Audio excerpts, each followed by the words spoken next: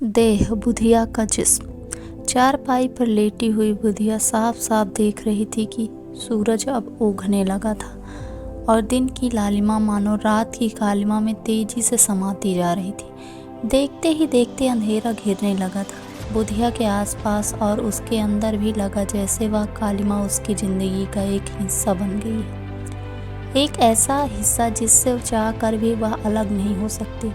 मन किसी व्याकुल पक्षी की तरह तड़प रहा था। अंदर की घुटन और चुभन ने बुधिया को हिलाकर रख दिया।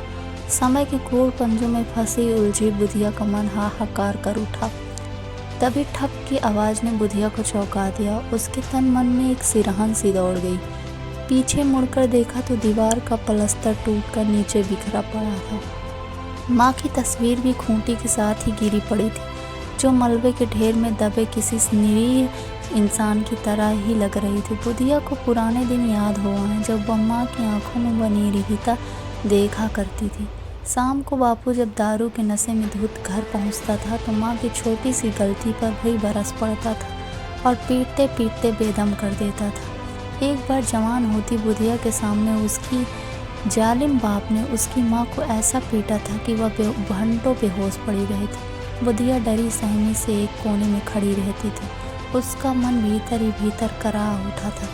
बुधिया को याद है उस दिन उसकी माँ खेत पर गई हुई थी धान की कटाई में। तभी धड़ाक की आवाज़ के साथ दरवाज़ा खुला था और उसका दारूखोर बाप अंदर दाखिल हुआ था। आते ही उसने अपनी सिंदूरी आंखें बुधिया के ऊपर ऐसे गड़ा दी थी मानो वह उसकी बेटी नहीं महज एक देह हो। बापू, बस इतना ही निकल पाया था बुधिया की ज़बान से। हाँ सुन बुधिया, बापू जैसे आपे से बाहर होकर बोले थे, यह दारू की बोतल रख दे। जी हाँ, किसी मशीन की तरह बुधिया ने सिर हिलाया था और दारू की बोतल अपने बापू के हाथ से लेकर कोने में रख आई थी। उसकी आंखों में डर की रेखाएं खींच आई थी। तब वो बापू की आवाज़ किसी हथौड़ी की तरह सीधी उसे आकर लगी थी। बुधिया वहाँ खड़ी खड़ी क्या देख रही है? यहाँ आकर बैठ मेरे पास, आ। बुधिया को तो जैसे कांटो तो खून नहीं, उसकी सांसें तेज तेज चलने लगी थी। धौंकने की तरह उसका मन तो किया था कि दरवाजे से भाग जाए, लेकिन हिम्मत नहीं हुई थी। उसी पल बापू की गरजदार आवाज़ गूंजी थी। बुधिया! ना चाहते हुए भी बुधिया उस तरफ बढ़ चली थी जहाँ उसका बापू खटिया पर पसरा हुआ था। उसने झट से बुधिया का हाथ पकड़ा और अपनी ओर ऐसे खींच लिया जैसे वह उसकी जोड़ी हो। बापू बुधिया के गले से एक घुटी घुटी सी चीख निकल रही थी। या क्या कर रहे हो बापू? चुप! बुधिया का बापू जोर से गरजा और एक झन्नाटेदार थप्पड़ उसकी दाएं गाल पर दे मारा। बुधिया का झटपटा कर रह गई थी। उसने अब विरोध करने की जरा भी ताकत नहीं बची थी। फिर भी वह बहेलिए के जाल में फंसे परिंदे की तरह छूटने की नाकाम कोशिश कर रही थी। थक हार कर उसने हथियार डाल दिए थे। उस भूखे भेड़िए के आगे वह चिल्लाती रही मगर यह सिलसिला थमा नहीं, चलता रहा था लगातार। बुधिया ने माँ को इस बाबत कई बार बताना चाहा था मगर बापू की सुलगती सिंदूरी आंखें उसके तन मन में झुंझुरी से भर देती थी और उस पर खौफ पसरता चला जाता था। वह भीतर ही भीतर घुट घुट कर जी रही थी। फिर एक दिन बापू की मार से बेदम होकर बुधिया की माँ ने बिस्तर पकड़ लिया था। महीनों बिस्तर पर पड़ी तड़पती रही थी और उस दिन जबरदस्त उसके पेट में तेज दर्द उठा। तब बुधिया दौड़ पड़ी थी मंगरू चाचा के घर।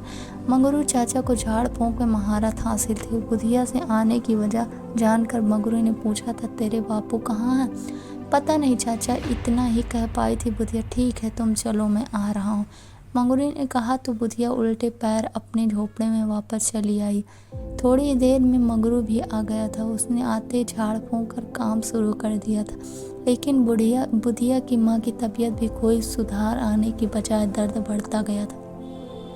मंगरू अपना काम करके चला गया और जाते जाते कह गया, बुधिया मंत्र का असर जैसे ही शुरू होगा तुम्हारी माँ का दर्द भी कम हो जाएगा, तो चिंता मत कर। बुधिया को लगा जैसे मंगरू चाचा ठीक ही कह रहा है। वह घंटों इंतजार करती रही लेकिन न तो मंत्र का असर हुआ और न ही उसकी माँ के दर्द में कमी आई। देखते ही देखते बुधिया की माँ का सारा शरीर बर्फ की तरह ठंडा पड़ गया। आंखें पथराई सी बुधिया को ही देख रही थी मानो कुछ कहना चाह रही हूँ।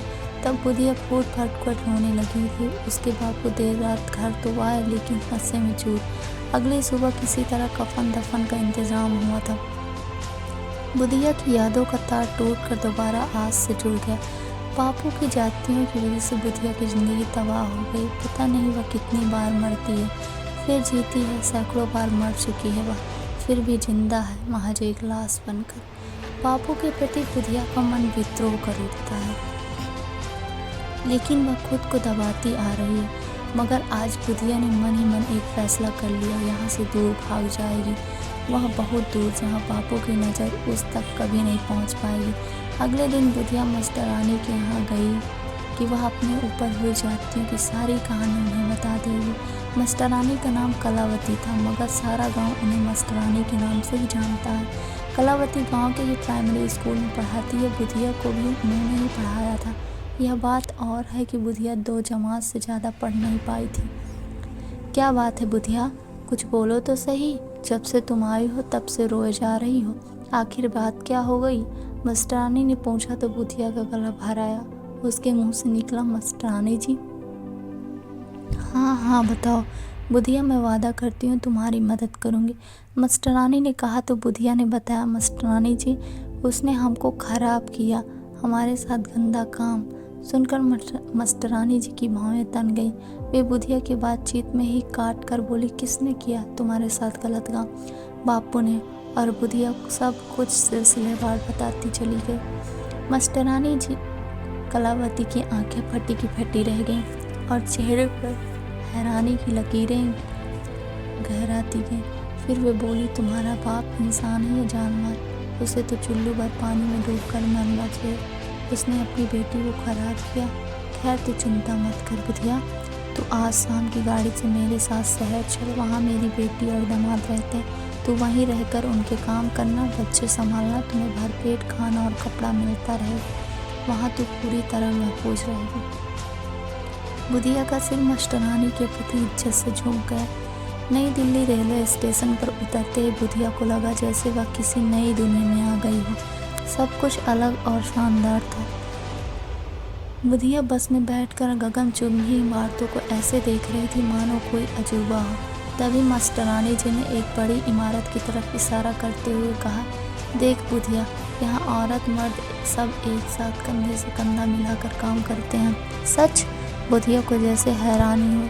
उसका अल्हड़ व गंवई मन पता नहीं क्या क्या कयास लगाता रहा। बस एक झटके से रुकी तो मास्टरानी के साथ वह वहीं उतर पड़ी। चंद कदमों का फासला तय करने के बाद वे दोनों एक बड़ी व खूबसूरत कोठी के सामने पहुंचे। फिर एक बड़े से फाटक के अंदर बुधिया मास्टरानी जी के साथ ही दाखिल हो गई। बुधिया की आंखें अंदर की सजावट देखकर फटी की फटी रह गईं। मास्टरानी जी ने एक मॉडर्न औरत से बुधिया का परिचय कराया और कुछ ज़रूरी हिदायतें देकर शाम की गाड़ी से ही वे गांव वापस लौट गई। शहर की आबो हवा में बुधिया खुद को महफूज समझने लगी। कोठी के चारों तरफ खड़ी कंक्रीट की मजबूत दीवारें और लोहों की सलाखें उसे अपनी हिफाजत के प्रति आश्वस्त करती थी। बेफिक्री के आलम से गुजरता बुधिया का भरम रेत के घरौंदे की तरह भरा भर कर तब टूटा जब उसे उस दिन कोठी के मालिक हरिशंकर बाबू ने मौका देखकर अपने कमरे में बुलाया और देखते ही देखते भेड़िया बन गया। बुधिया को अपना दारूबाज बाप याद आया। नशे में चूर सिंदूरी आंखें और उनमें कुलबुलाते वासना के कीड़े कहाँ बचा पाई उस बुधिया। उस दिन भी खुद को हरिशंकर बाबू के आगोश कंक्रीट की दीवारें और लोहे की मजबूत सलाखों को अपना सुरक्षा घेरा मान बैठी बुधिया को अब वह छलावे की तरह लगने लगा। और फिर एक रात उसने देखा कि नितिन और श्वेता अपने कमरे में अमरवेल की तरह एक दूसरे से लिपटे भेजा हरकतें कर रहे थे। टेलीविज़न पर किसी गंदी फिल्म के बेहुदा सीन चल रहे थे। ये दोनों सगे भाई बहन हैं या? बुदबुदाते हुए बुधिया अपने कमरे में चली आई। सुबह हरिशंकर बाबू की पत्नी अपनी बड़ी बेटी को समझा रही थी, देख, पहले जाते वक्त सावधान रहा कर। दिल्ली में हर दिन लड़कियों के साथ छेड़छाड़ व बलात्कार की वारदातें बढ़ रही हैं। तू जब बाहर निकलती है तो मेरा मन घबराता रहता है। पता नहीं क्या हो गया है इस शहर को। बुधिया छोटी मालकिन की बातों पर मन ही मन हंस पड़ी। उसे सारे रिश्ते नाते बेमानी लगने लगे। वह जिस घर को, जिस शहर को अपने लिए महफूज समझ रही थी, वह उसे महफूज नहीं लग रहा था। बुधिया के सामने एक अबूझ सवाल तलवार की तरह लटकता था। कि क्या औरत का मतलब देह है, सिर्फ देह?